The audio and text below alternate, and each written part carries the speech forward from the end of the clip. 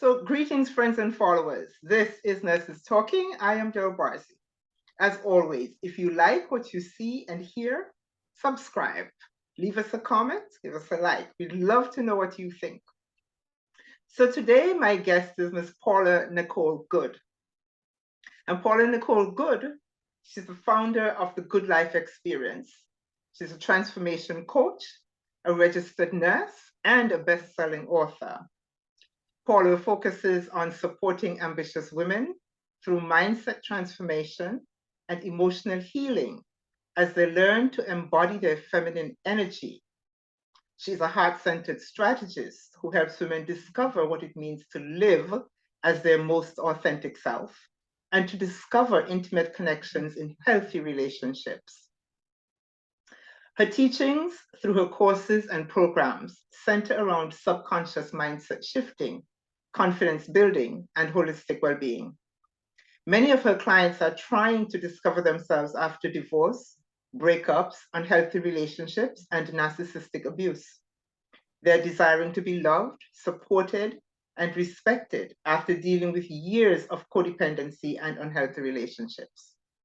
It is her passion and her mission to guide women as they awaken to their authentic truth while they release the blocks and burdens of guilt, shame, heartbreak, and emotional wounds.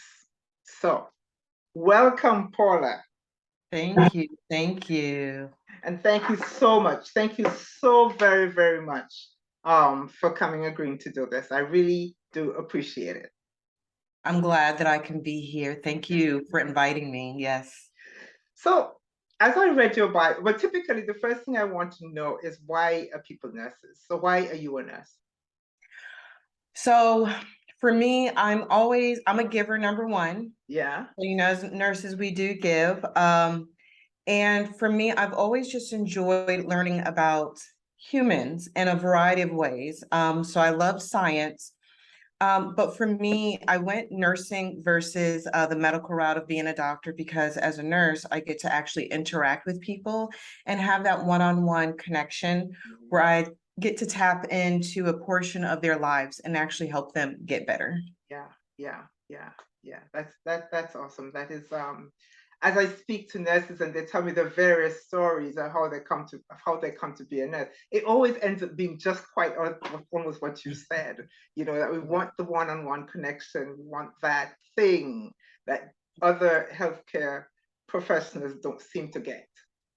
Absolutely. Yeah. So as I read your bio though, um, you talked so much about women and the needs of women and your how you want to help them progress. So what got you there? So actually my nursing career. So just with my nursing background, I have, a vast background. I have the med surge, ICU, labor and delivery, informatics, where I am an IT Yeah. epic analyst. But what it was really was that labor and delivery position. Yeah. And we know as people are coming into the hospitals, we get that window into their lives and they share everything with Yes, us. yes, yes. And what would happen is as I would, build that rapport with them, they just start telling me everything. And in labor and delivery, you are exposed to that dynamic of their relationship. Mm-hmm. And what I have found is labor and delivery is women. So what I found was a lot of women just were really struggling. And when they were at that crossroads of becoming a mother, or maybe even adding to their family, they started recognizing some things within their relationships or just in their professional life or just in their life in general where they struggled. And a lot of times there was a solution for them, but they just could not see it. And that often happens where we as women, we're such nurturers and givers from our heart that we can't see sometimes the logical side of things, or we don't believe in ourselves enough to take that risk or make that jump. So for me, I focus more on women because we do have that fear or that doubt or that resistance. We see ourselves in supportive roles rather than in leadership roles, and very often. And you talked about people in labor and that's a very vulnerable place to be. You know, that's where I see that would be where you get the most of what's hurting, whether it's emotionally or otherwise.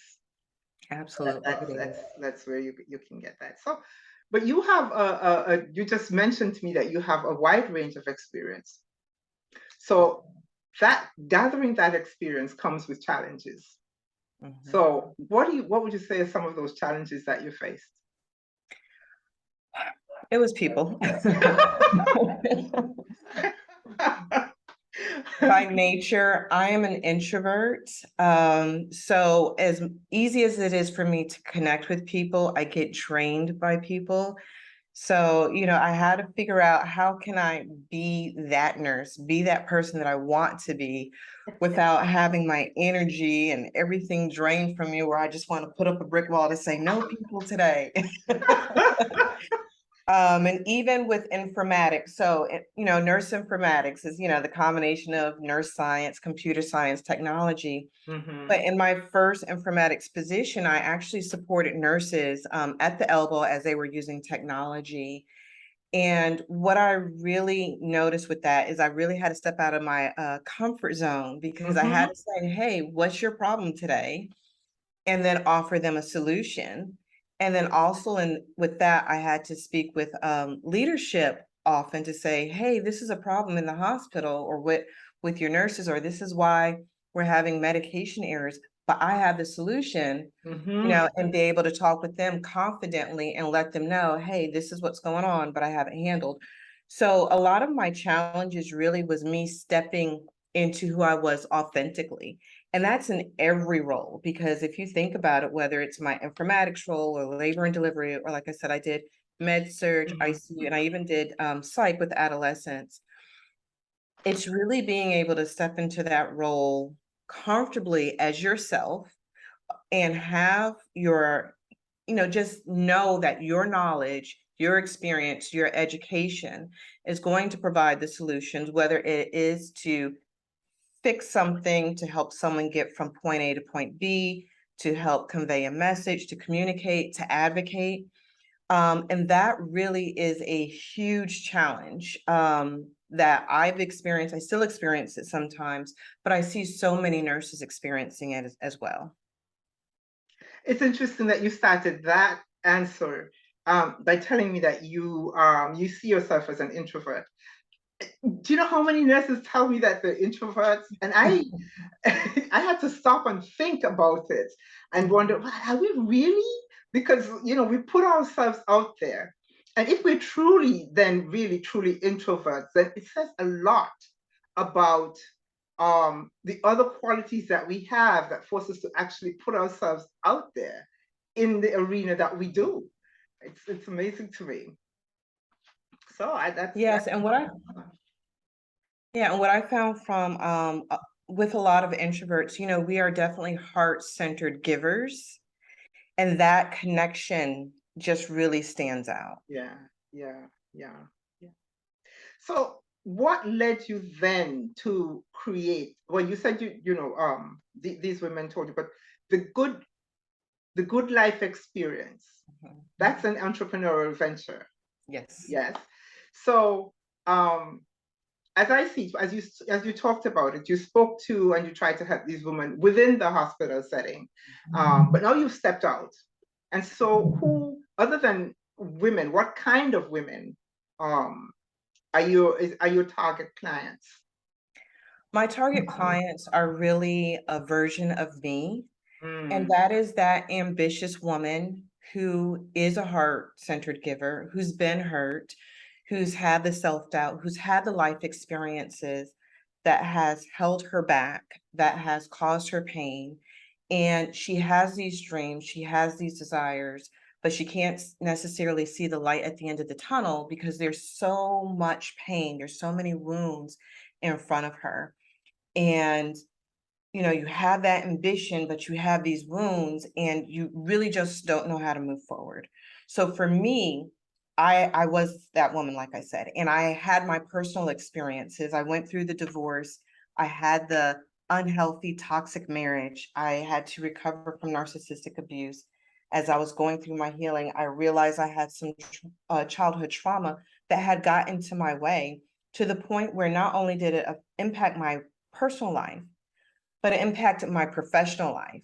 There were so many opportunities for me to apply for certain positions, that a charge nurse position that I said no to, or the fact that someone pretty much handed me a nurse manager position on a silver platter and I said no, or the opportunity to go even higher to director or to other positions and I said no. And deep down, it was because I didn't believe in myself. And it is a direct correlation to the wounding that I had been carrying around subconsciously. Yeah. So for me, as I was going through my healing journey, I was introduced, well, I made connections with a coach who was doing a similar thing that I do now. And I did some of her programs, and I was able to finally break that glass ceiling that I had always experienced. I was able to get over those hurdles. And then with that, I was told, you need to be a coach. I'm like, who, me? But then, looking back, as a nurse, especially in labor and delivery, I was coaching. What you do. Yeah, the difference is, it was just for a shift, or maybe I was lucky enough to come back and get that patient the next day so I could follow up. But when it was all said and done, I couldn't really do a true follow-up to stay with them and figure out, are you doing what I said? What struggles are you having? What do you need? How can I help you?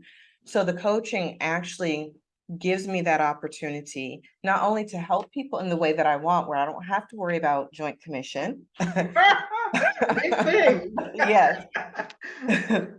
But I can truly follow up with them and see them through the transformations. Because when it comes to healing, a lot of times, we can read all the books, we can listen to the programs, we can do a lot of the journaling, the affirmations, all that stuff. But if we don't know how to work through that challenging resistance that we all experience, we're not going to succeed. So that is my goal, to help someone, to hold their hand, get them over that bridge before they burn it down and say, I'm not crossing it. And, get them to that next point so they can experience those transformations and truly see themselves for who they really are. See themselves as that woman who can aim for that director position, or who can go and be that, even if it's the charge nurse, or become that nurse entrepreneur. So are you seeing that people, at what point in this then are people seeking you out? Because I have to believe that it takes a while for someone to even realize that they need assistance. And even when you recognize that you need assistance, the looking for assistance and the what it takes to actually go find the assistance and the kind of assistance that you want takes a little bit of work to start with. So how are women coming to you? How are you getting them? So for me, I have a heavy presence on social media, primarily Facebook and Instagram. So what happens is, I create content where I speak from my experience as an individual, what has helped me, as well as how I help people. And what happens is, I do have an audience of people who watch me, and then they eventually come closer to me, whether it's they reach out to me by sending a message, or they're brought into my Facebook group that I have. It's a private Facebook group for women where they're able to interact with me on a closer level. And from there, they're able to get that closer interaction. Or even I have people on my email list, and they just binge watch or just read all my content. And then eventually they're like, I need your help. I need this. Yes. Yeah. I could see how that would be. Yeah, it's a process, but Yeah. it's one of those things, like you said, a lot of times you don't realize you need help, especially with my clientele, because, just speaking from my personal experience, when I was in that toxic relationship, I was in it for 18 years. 10 of those years were a marriage. And I didn't realize that some things weren't normal because it happened over a long period of time. Yeah. And, I like to use the story of the frog and water. You throw Yeah. a frog in boiling water, it's going to jump out. Yeah. If you put a frog in that cool water and slowly turn up the heat, it stays there because it Mhm. thinks, "Oh, this is normal. This is It feels normal. comfortable." Yeah. until before you know it, it's dead. Yeah. And a lot of women end up in those situations where they're start out in that cold water and it gets Yeah. hot, and before they know it, there's so much internal damage that has been done, but they don't realize, well, you know what, that wasn't normal. Yeah. Or the doubt that you have about yourself really aren't your thoughts, they're somebody else's thoughts. So getting them to see, well, you know what, there's a shell that I need to break out of, it does take some time. Yeah. Yeah. That takes time. It takes work. It takes a whole lot of energy. Patience. Patience. That's the big word. Yes, patience. Yeah. So for Mhm. me, from my perspective, what you have is a huge vision. But what would you say is your biggest achievement so far? Oh gosh, my biggest achievement so far actually just has been stepping out to create something like this. So with the Goode Life Experience, my last name is Good, obviously, Mm-hmm. but my goal is to help someone live that good life, that abundant life, that dream life that they have. And all of us have different dreams. All of us have a different definition of what abundance is to us. Yes. All of us have a different definitions of what is good. Mm-hmm. So for me, my biggest accomplishment is me just even stepping into this realm to provide that opportunity for people to come in and heal. Yeah. And I say that because when I look at where I was just 2 years ago, 5 years ago, 10 years ago, I would have never imagined being where I am now. Yeah. I was, a lot of people use the word broken. I don't believe people are broken. I believe we have areas in us that were undeveloped. And I Mm-hmm. had those undeveloped areas where I didn't have a voice. I didn't speak up. I didn't advocate for myself. I could advocate for a patient, but I really couldn't advocate for myself because I didn't believe in myself or believe anybody would listen. So to be in this area where I can, turn on my camera, get on Facebook, Instagram, YouTube, TikTok, and share a message and share my story and connect with people is huge for me. And then to bring people in and to tell them, I can transform your life, Yeah. give Yeah. me the opportunity to work with you. I mean, it's, selling somebody a dream, but it's a reality, Yeah. especially when I've seen it happen with clients. I mean, they amaze me. I'm like, wow, this is amazing. But, it's, Yeah. yeah, that's my Awesome. biggest accomplishment. Awesome. I love it. I love it. I love it. I love it. So you are a nurse and you've had all that experience. This is a pretty difficult time for nurses. Mhm. And for someone coming into the profession now, what advice would you give them?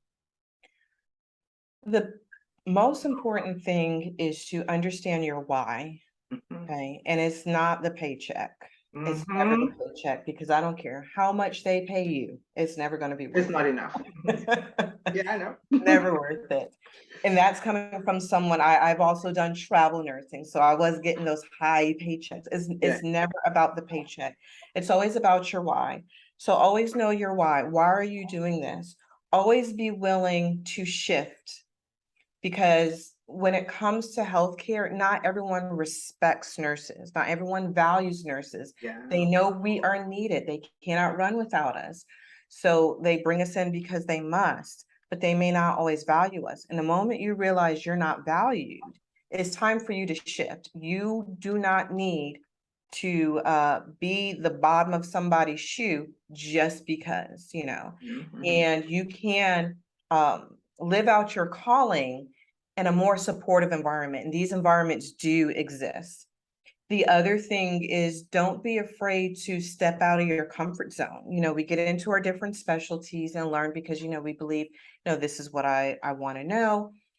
But stepping out of your comfort zone is what gives you those experiences. Like, for example, me being an Epic analyst and being a clinical informatics specialist. I mentioned it on Instagram one day. I had about 12 people reach out to me wanting to know how to get into profession. And Yeah. the reality is I just took a risk. I stepped out, you know, and an opportunity was offered to me Yeah. where a lot of people would have resisted it.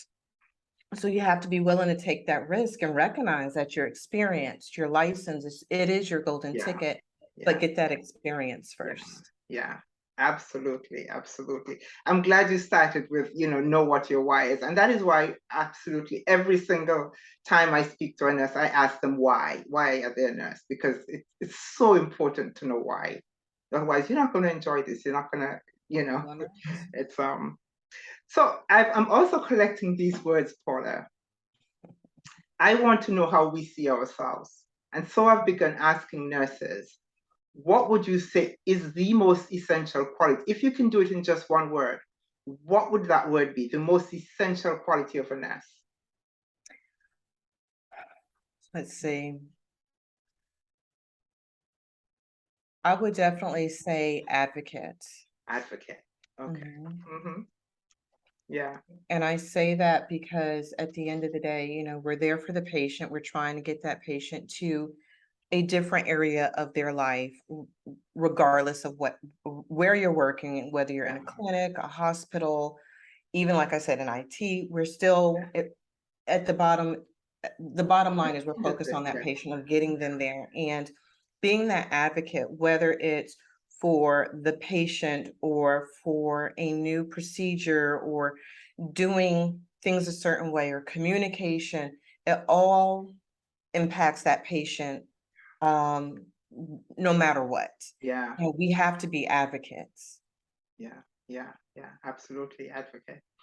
And so the other thing that we do as nurses is that we started out by saying that we're givers and we just give, give, give, give, give. And a lot of us now we're complaining about being tired, we're complaining about being burnt out, and we're complaining about all kinds of things. And yes, the other things that we talk about, the short staff and the being squashed between management and all of that is true. But a lot of it has to do with the fact that we don't take care of ourselves. So true. So what does self-care mean to you? Oh gosh. So first off, I am a huge advocate on self-care. I could talk about it. I've done classes on it. I Yeah. want to do retreats on it.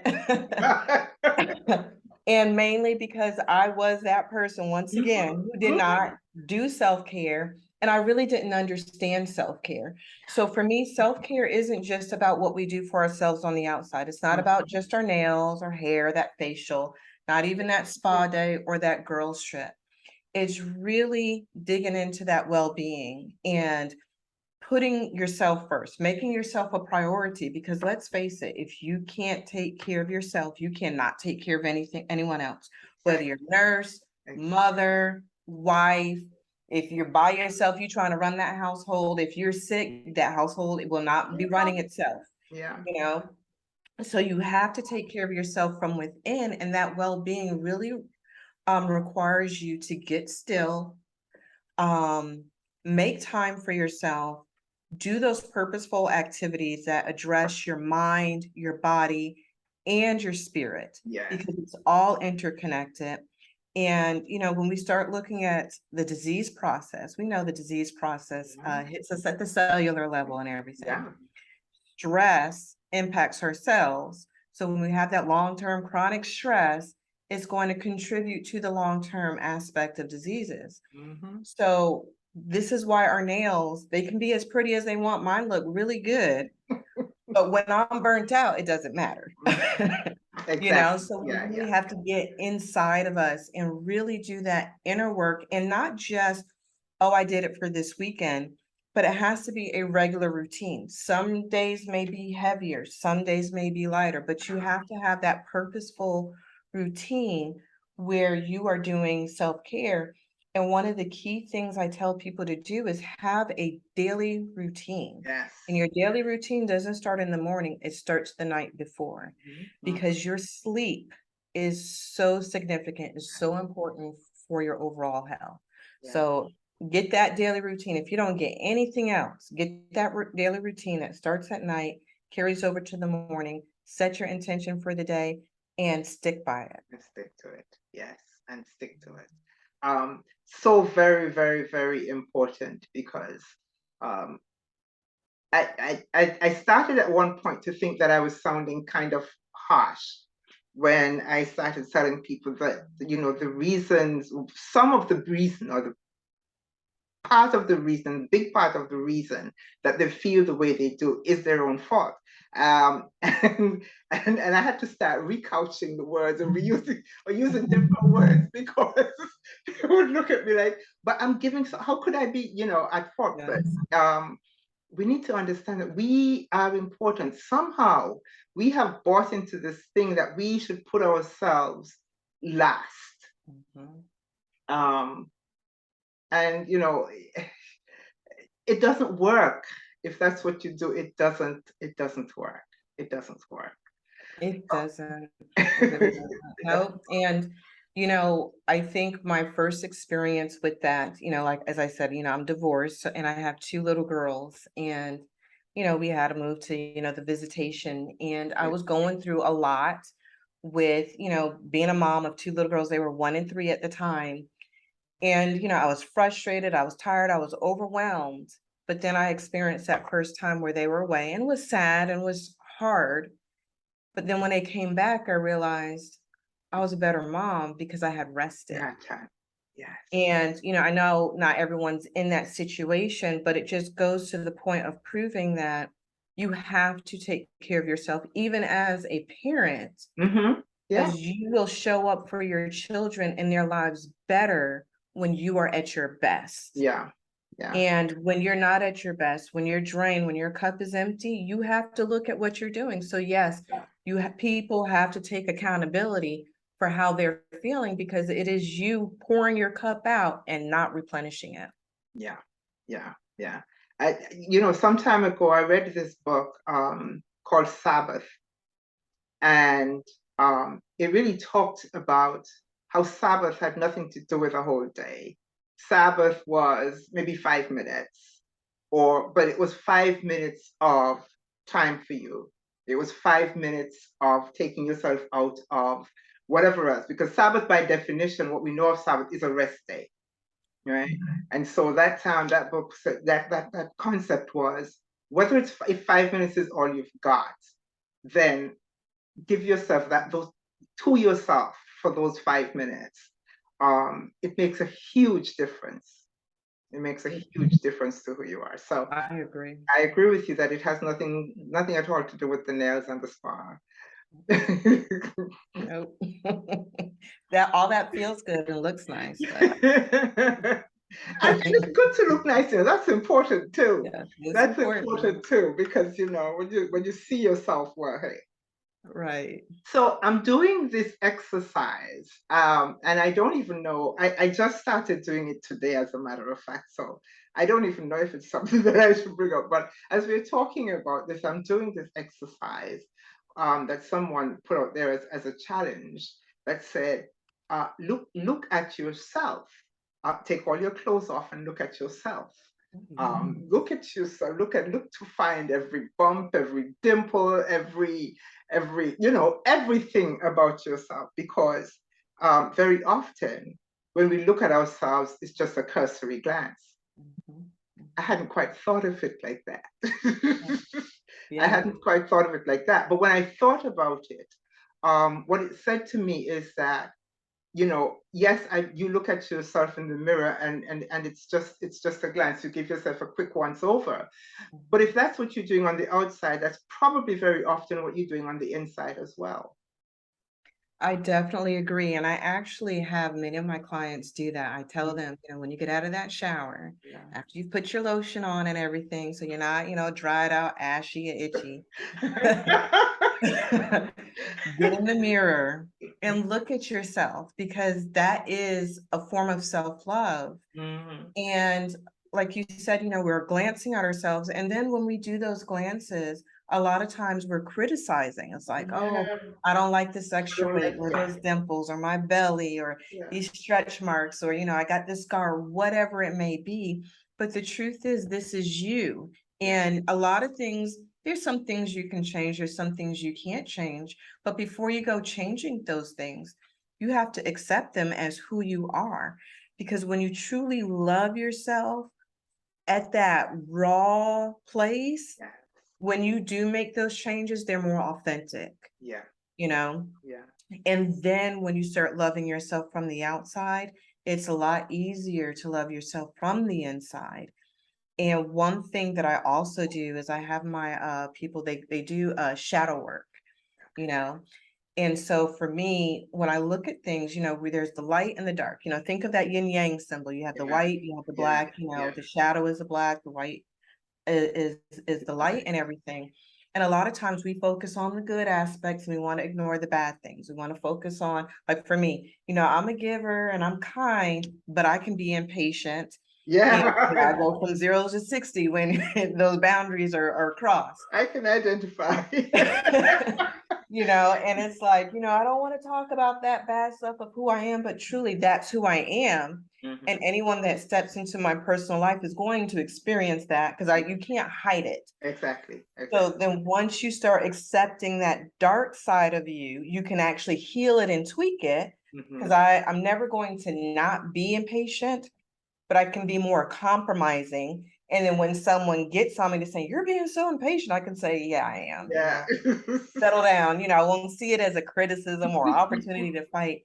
But it's that light and dark, whether it's the inside or in the outside, that we have to look at. And it starts with self-acceptance. Yeah. We have to be willing to accept the flaws, the ugly, the marks, the extra weight, fat, Everything. Yeah. whatever you have that you think is a flaw is yours, It's and accept it. Own it. Own it. Mhm. Own it. Own it. Paula, thank you so much for doing this. I mean, this has been such an interesting conversation. I love it. Thank you so very, very much for doing it. I can't tell you how much I appreciate this. You're welcome. I enjoy this. And the Goode Life Experience, wishing you so much success with that. Really. Thank you. Thank you.